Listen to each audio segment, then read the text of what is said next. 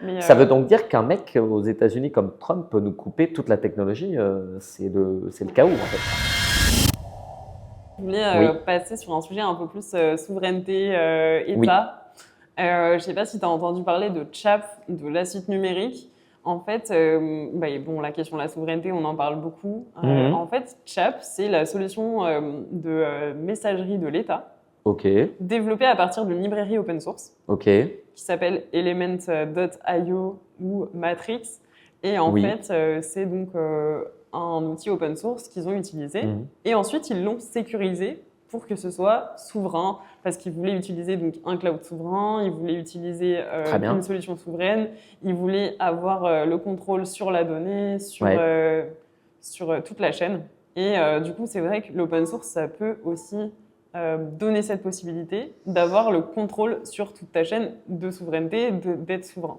Maintenant, il y a aussi une question qui Mhm. s'est posée avec ça, c'est de se dire quelles sont les opportunités que ça ouvre, sachant que, alors ok, peut-être que c'est super que l'État s'arme de sa propre solution et de ses propres devs pour le faire.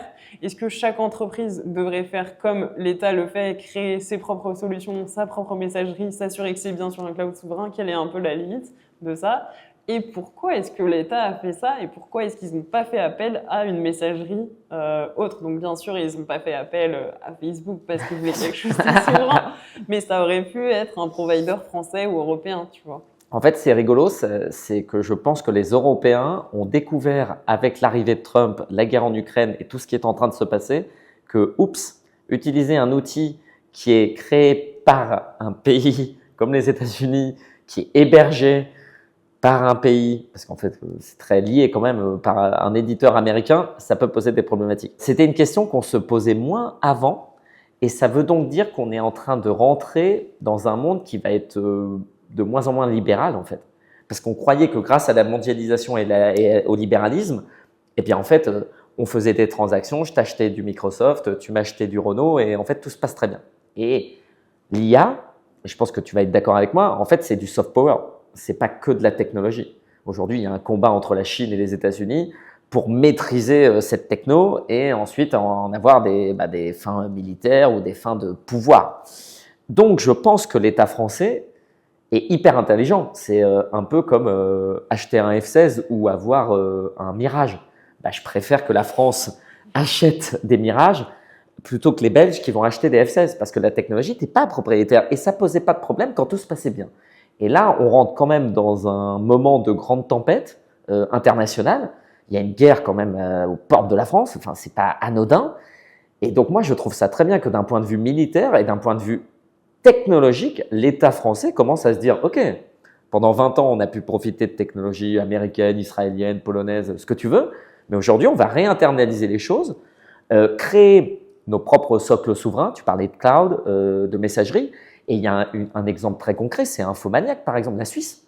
La Suisse, ils ont sorti leur messagerie hyper sécure. Moi, je l'utilise et ça marche vraiment très, très bien. Parce que tu peux l'utiliser aussi, c'était pas, c'est une Oui, messagerie pour l'État suisse ou? en fait, c'est une messagerie qui est souveraine et qui te garantit des critères de cyber et de confidentialité qui ne sont pas les mêmes qu'un Gmail ou qu'un Microsoft. Et ils ont associé avec ça leur technologie d'IA souveraine où ils n'utilisent pas tes données pour faire de l'entraînement, c'est Euria, je crois. Oui, oui, j'avais entendu parler Tu de vois? cette IA souveraine. Et moi, je trouve ça génial d'un point de vue industriel et même intellectuel qu'un État puisse se dire, bah, on a des ressources. Tu parlais de l'INRIA Oui, tout à d'ailleurs, l'heure. c'était un succès puisque je Ouais, crois qu'aujourd'hui, ils ont entre 300 et enfin, ils ont plusieurs centaines de tu milliers, vois? même 600 000 si on compte User, ouais. actifs ou users, utilisateurs de chat. Donc, c'est beaucoup. Et donc, sur la suite numérique, ils ont développé des outils qui ressemblent à la suite Mhm. de Google, Bien sûr. mais en fait en souverain. Voilà, donc ça donne même envie en fait à des entreprises de l'utiliser aujourd'hui, tu vois. Mais bon, non, c'est vraiment pour l'État. Et c'est vrai que c'est un bel exemple de comment utiliser l'open source pour créer des outils souverains Et qu'on peut faire sur certains niveaux. Tu vois, je pense qu'aujourd'hui, une entreprise, elle peut se dire, ouais, ce type d'application, pour moi, c'est crucial, c'est core business. Je ne peux pas le mettre sur Google Drive, je ne peux pas bien le sûr. mettre sur un SharePoint. Comment je fais? Et peut-être sur d'autres sujets, non, j'aimerais bénéficier de la technologie de AWS. Tu vois, je pense notamment sur certains serveurs, c'est dur d'avoir les mêmes La même chose, ouais. sur différents clouds qui sont pas AWS parce qu'ils ont un nombre de services Bien énorme sûr. sur le cloud de Amazon. Donc se dire bon bah sur ce genre de projet, je ne peux pas faire autrement que d'utiliser du AWS et en fait faire un peu le tri. Donc finalement, c'est de se dire sur quel périmètre je dois être souverain, sur quel périmètre il faut que Bien sûr. je crée mes propres serveurs et du coup ça a pas mal d'implications en termes de coûts, d'investissement, de réflexion d'équipe et de structuration de l'entreprise. Après, en fait, c'est juste rattraper un retard et pour moi, c'est du bon sens technologique. Aux États-Unis et en Israël, je pense que tu vas au ministère de l'Intérieur américain, il n'y a pas de technologie française. Il n'y a que des technologies américaines. Et en fait, c'est juste qu'on a vécu un non-sens technologique pendant presque 25 ans, où on a mis du hardware et du software américain, israélien, polonais, partout. Pour des raisons, comme tu le disais, en fait, d'investissement. Parce que c'est ça le nerf de la guerre, c'est qu'il va falloir investir des milliards et des milliards et des milliards d'euros pour rattraper quand même ce retard. Et qu'à un moment, ce soit pas juste les organismes d'État qui utilisent ces technologies, mais également une TPE, une PME qui se crée. Tu vois, aujourd'hui, on est tous sur Gmail dans toutes nos startups, c'est sympa, mais ça veut dire que tous nos documents financiers, technologiques, enfin pas tous heureusement, ils sont sur des drives qui sont pas souverains du tout. Ouais. Si demain, il y a une réelle rupture avec les États-Unis, ce qui pourrait arriver, avec des droits de douane qui seraient trop élevés, il peut y avoir une rupture. Ça veut donc dire qu'un mec aux États-Unis comme Trump peut nous couper toute la technologie, c'est le chaos en fait. Donc, c'est clair et c'est assez effrayant. D'ailleurs, ça me fait penser au fait que, tu vois, dans les cadres du RGPD, on doit déclarer tous les fournisseurs qu'on a. Donc, quand j'entends fournisseur, j'entends en fait service, puisque Google Cloud, voilà, tu utilises du Google Cloud et tout. Donc, en fait, tu as un Data Processing Agreement où tu affiches à ton client, voici tous mes fournisseurs et les fournisseurs de mes fournisseurs, potentiellement, tu vois, et comme ça, ils savent quel genre de technologie tu utilises. Mais c'est vrai qu'aujourd'hui, quand tu utilises Claude, quand tu utilises Gmail, etc., en fait, même si tu as signé un NDA, tu te dis, bon, bah, les données, qu'est-ce qu'on fait avec le Cloud Act? Qu'est-ce qu'on fait en cas de, voilà, si Trump décide de tout couper en cas de conflit? Et ça pousse à prendre l'exemple, le bel exemple de l'État français qui du coup… les Suisses le font. Et de l'État suisse.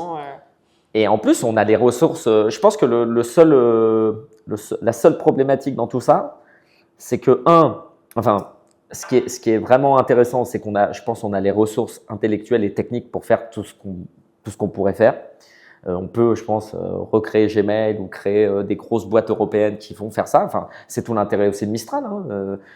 C'est ce que dit Arthur Mensch. Il cite souvent les 3 valeurs de Polytechnique qui sont patrie, gloire, travail. Et il y a le mot patrie dans ces 3 mots. Donc, je pense qu'on a les cerveaux pour le faire.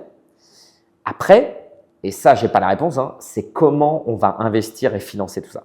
Parce que tu le sais, il y a beaucoup de startups. Et le marché est plus petit aussi, finalement, si tu vises que la France. Non, il va falloir raisonner européen tout de suite. Ouais. Toutes les belles startups, je pense à pas mal de startups qui font de la cyber, parce que dans la cyber, c'est un gros sujet, la souveraineté, depuis quelques années.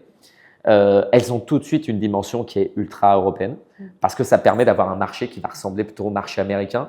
Donc, il y a des perspectives de croissance, des perspectives de revenus qui sont intéressantes. Tout à fait. Et d'ailleurs, en fait, pour beaucoup d'acteurs américains, le marché européen n'est pas négligeable. Bien sûr qu'il n'est pas négligeable. C'est une grande partie de leurs revenus. Bien sûr. Donc, c'est un marché sur lequel, et je suis d'accord avec toi, je te rejoins, en fait, maintenant, il faut vraiment qu'on pense européen pour développer même quand je dis souveraineté, finalement, je pense plus à la souveraineté européenne, tu vois, maintenant, que souveraineté française. Et surtout qu'en plus, on l'a déjà fait. Ariane Space, je veux dire, on a construit des fusées au niveau LESA, c'est européen, donc on est capable. On a eu des consortiums technologiques dans l'aviation. Airbus. Donc tu vois, on est capable de le faire. Là, il y a eu un énorme seed. Il y a eu un énorme seed de la startup de Yann Lequin. Je sais pas si qui a levé 1 milliard, Amilabs. On va avoir 1 milliard pour Amilabs, donc avec les World Models. On va voir ce que ça va donner. Et ce qui est intéressant, c'est que là, eux, ils approchent donc l'entité, ils l'ont construite, même si les headquarters sont en Europe, en France. Et c'est en fait entre les Singapour, États-Unis, Paris, l'Asie New York et Paris. Ouais. et San Francisco. L'Europe. Ouais, parce que j'ai eu la chance d'avoir accès au deck de Yann Lequin et c'est ça qui est très impressionnant, c'est que c'est une entreprise là, contrairement, là on parlait d'entreprise européenne, mais le cas d'usage est assez intéressant. En fait, c'est une entreprise mondiale, dans le sens où à Singapour, on va pouvoir utiliser toute la partie tu vois, technique pour entraîner les modèles, puis ensuite faire du business plutôt à New York, centre de recherche et développement à Paris. Donc c'est probablement ça l'avenir. Oui, et d'ailleurs, en fait, c'est ce que nous, Européens, on pensait depuis des années. Et c'est le fait qu'il y ait aujourd'hui des conflits qui se créent et que certaines puissances raisonnent plus comme ça. Mais en fait, il y a toujours des pays, et peut-être que c'est ce qu'on devrait prôner, se dire, nous, on pense toujours international. Regarde le partenariat qu'on a avec l'Inde qui est de plus en plus fort. Regarde différents partenariats qu'on peut avoir. Le Mercosur, etc. Ouais. Se dire, on croit toujours à cette stratégie d'international, même si on croit aussi à l'Europe et prôner à la fois l'Europe, mais dans ce contexte où on se dit, on est avec des alliés. Donc c'est aussi intéressant de se développer comme ça. Regarde nous, Data Machine, on est entre la France et l'Inde. C'est quelque chose qui fonctionne et qui fonctionne de mieux en mieux. C'est une autre façon aussi de construire, se dire construisons toujours dans ce système international, même si on a des États, des entreprises qui choisissent de se fermer, de ne pas le faire, et on croit toujours à la diversité, à ce que ça apporte en termes de stratégie, en termes de diversité culturelle. Et nécessité fait loi. C'est-à-dire que, je ne sais pas si tu as vu, la France va probablement partager la dissuasion nucléaire avec l'Europe. C'est un premier pas. Et je pense qu'en fait, Poutine, c'est vraiment notre meilleur ami pour une souveraineté technologique européenne. Parce que plus ce conflit va s'enliser et plus ça va être là, et plus il va falloir réfléchir de façon commune. Et tu vois, déjà, cet appel du pied de la France de partager la dissuasion nucléaire, il y a même 1 an, c'était hors de question.